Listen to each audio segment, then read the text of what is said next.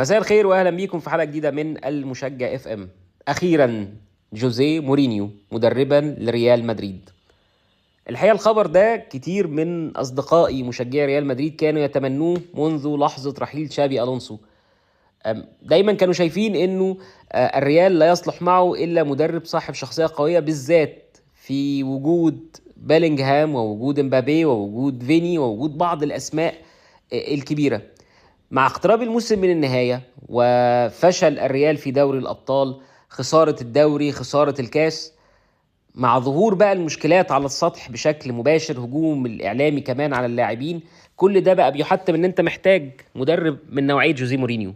مدرب يقدر ان هو يحتوي المشاكل في غرفة خلع الملابس، مدرب يقدر ان هو يتخذ قرارات مباشرة سواء بإبعاد أو بيع اللاعبين أصحاب المشاكل، مدرب يقدر ان هو فنيا وتكتيكيا يناطح هانز فليك في المقام الاول ويناطح ديجو سيميوني في المقام الثاني. الريال من بعد كارلو انشيلوتي دخل في حاله من حالات التخبط. اعتقد الموسم الماضي كان موسم طويل جدا جدا على اي حد بيشجع ريال مدريد. تشابي الونسو بدأ الموسم في كأس العالم للأندية، الأمور لم تكن جيدة، بعدين بدأ يدخل في خلافات مع اللاعبين، بعدين أربيلوا جه لم يكن مقنعا، لم يقدم الجديد مع ريال مدريد يعني باستثناء تجاوزه لمانشستر سيتي. فيما عدا ذلك أربيلوا تقريبا ما عملش حاجة. في النهاية وجود مورينيو هيسمح لإدارة ريال مدريد اتخاذ القرارات اللازمة لإصلاح غرفة خلع الملابس للريال.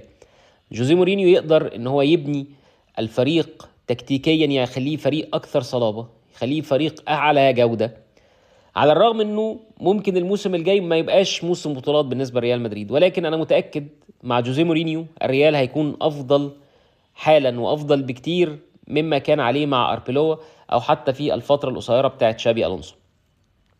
اكتبوا لي رأيكم في التعليقات، رأيكم ايه في تعيين جوزيه مورينيو مدربا لريال مدريد في الموسم القادم.